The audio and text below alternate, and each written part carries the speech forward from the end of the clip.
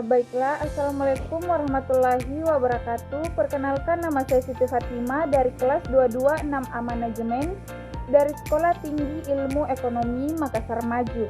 Nah, pada kesempatan kali ini saya akan memaparkan sedikit tentang materi uji instrumen dan uji asumsi klasik dari mata kuliah metodologi penelitian. Dan ada pun 3 poin yang dapat saya bahas pada kesempatan kali ini, yaitu poin pertama adalah pentingnya uji instrumen dan uji asumsi klasik, dan yang kedua uji validitas dan reliabilitas data, dan yang ketiga jenis uji asumsi klasik.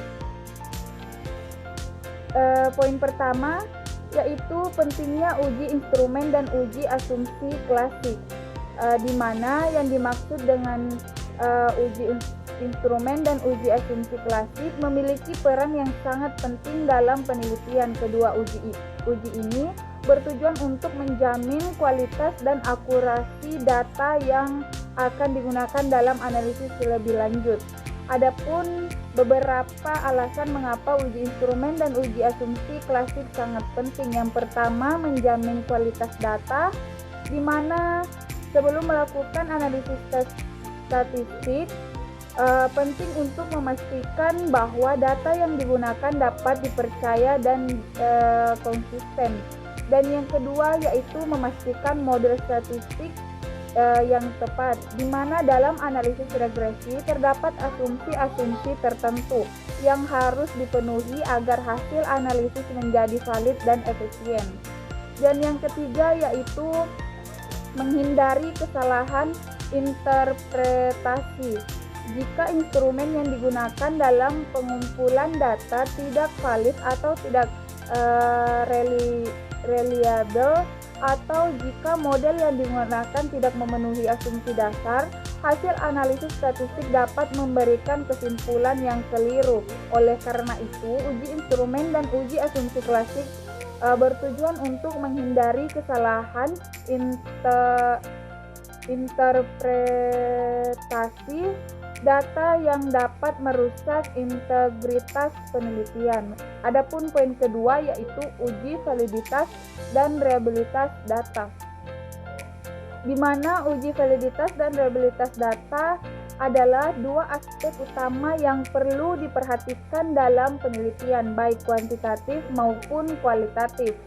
Adapun penelitian kualitatif, pengukuran dilakukan dengan instrumen yang berupa kuesioner, tes, atau alat untuk lainnya. Agar hasil pengukuran dapat dipercaya, instrumen tersebut harus memenuhi uji validitas dan reliabilitas. Yang pertama, uji validitas, di mana menunjukkan sejauh mana suatu instrumen dapat mengukur apa yang seharusnya diukur. Tanpa validitas, instrumen tidak akan mampu menghasilkan data yang relevan. Dan yang kedua yaitu uji reliabilitas, di mana reliabilitas mengukur konsistensi hasil pengukuran yang diperoleh. Instrumen yang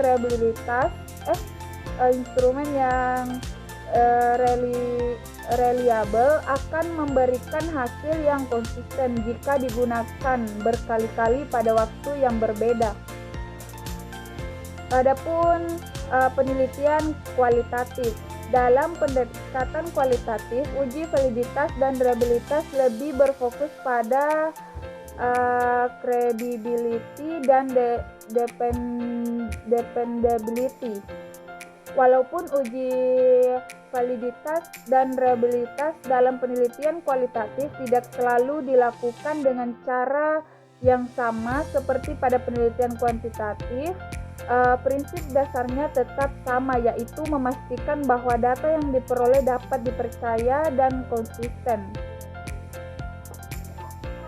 Poin ketiga yaitu jenis uji asumsi klasik, di mana uji asumsi klasik diperlukan untuk memastikan bahwa model regresi linear klasik memenuhi syarat-syarat dasar agar estimasi yang dihasilkan tidak bias dan efisien. Berikut adapun beberapa jenis uji asumsi klasik yang penting untuk dilakukan dalam penelitian kuantitatif. Yang pertama, uji normalitas, di mana uji normalitas itu bertujuan untuk memastikan bahwa residual dari model regresi terdistribusi secara normal. Jika residual tidak distribusi normal, maka hasil model regresi dapat menjadi bias dan tidak valid.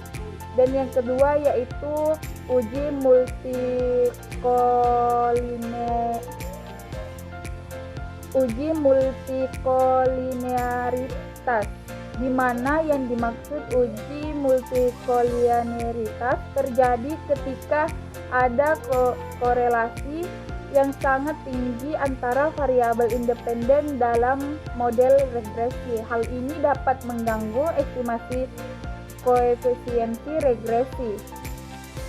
Yang ketiga yaitu uji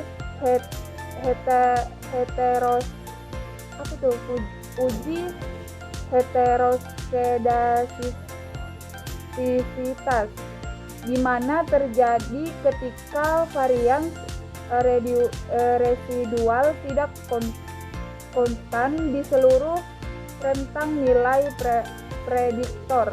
Hal ini dapat menyebabkan model regresi menjadi tidak efisien.